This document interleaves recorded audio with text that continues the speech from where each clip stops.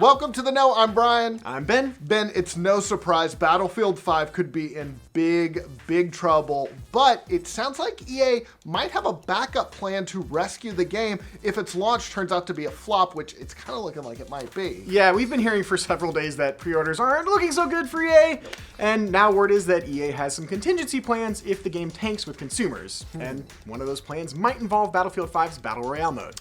Yeah, it looks like they might be trying to copy the success of games like Fortnite, but hold your horses, we'll get to that in a second. This comes to us from VentureBeat, which reports that Battlefield 5 is also underperforming according to EA's own internal expectations. Obviously, that is not a good sign, but it also doesn't look like EA's planning to give up on the game either. Now, we've already heard from analysts that the game is in trouble, which they attribute partially to it being released in a crowded field that includes Black Ops 4 and Red Dead Redemption 2, another big one.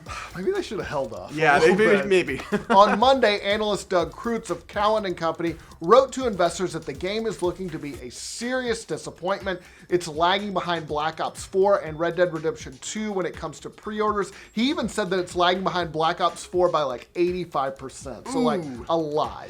After that news broke, there was some controversy over whether Kreutz's numbers were accurate. Jeff Grubb of VentureBeat tweeted on Tuesday that his pre-order model uses Amazon sales chart data, but there aren't physical copies of Battlefield 5 on Amazon for pre-order. Oh, okay, so that would explain the low pre-order numbers. A little bit. But later, Grubb walked that back when it came to light that Cohen had switched its model to use GameStop's bestseller data, not Amazon's. Grubb said that means that Cohen's predictions actually have some value. Yeah, he added, if you track that chart talking about GameStop's for long enough and compare it to real sales, you can make some decent predictions, but there's still going to be a wild margin of error. Okay, so it seems like there's validity to these reports that pre-orders for Battlefield 5 might not be going so well. But the big question now is, what's EA going to do about it? They know it's going to happen, and what are they going to do? Well, in an article on VentureBeat, Grubb cited sources at EA and DICE who said that if Battlefield 5 tanks, well, then they might get creative with how they roll out the game's Battle Royale mode, which he says probably won't launch with the game in October. Instead, it sounds like there's a chance that they could release it later as a free-to-play mode, very similar to what Epic did with Fortnite's Battle Royale mode last year. I'm not gonna lie, that actually might get me to jump into it. Smart, right? Yeah, right when it launches. Right. And if you remember, Fortnite initially was a zombie survival game, and then Epic later released the Battle Royale mode as a free standalone, following the success of similar games like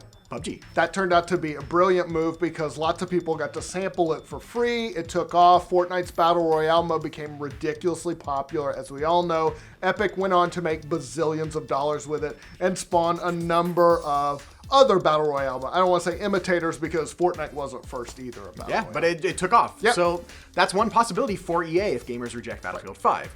Grubb also reported that EA is also apparently working on a big surprise for longtime Battlefield fans that could release later as free DLC. Huh, what could that be? Yeah, I'm curious. Of course, lots of games have come back from bad launches. They can definitely kill a game, but some have also, especially if they have big publishers, big developers, they can rebound. Diablo 3 had a notoriously terrible launch with error 37s all over the place, lots of complaints about a lack of content. Yeah, the MMO Final Fantasy XIV was a complete disaster when it came out in 2010. It was a piece of shit. Yeah, yes. Critics called it a broken mess.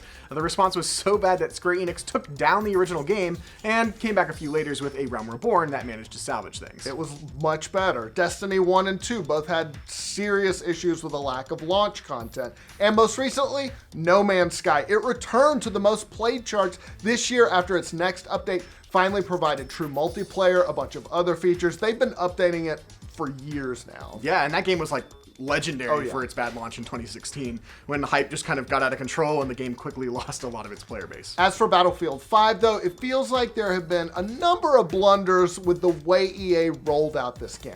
Some gamers felt like the game's inclusion of women soldiers was an indication that the franchise was moving toward more of a focus on entertainment at the expense of historical accuracy. Of course, there were women soldiers in World War II. Yep. EA pushed back hard against that though, with its chief design officer, Patrick Soderlund, saying at E3 that if people had a problem with that, then they shouldn't buy the game. And people took them up on that offer. Don't dare gamers. Well, on one more interesting point, speaking of Soderlund, VentureBeat says that his departure from EA apparently had nothing to do with the lackluster response to Battlefield.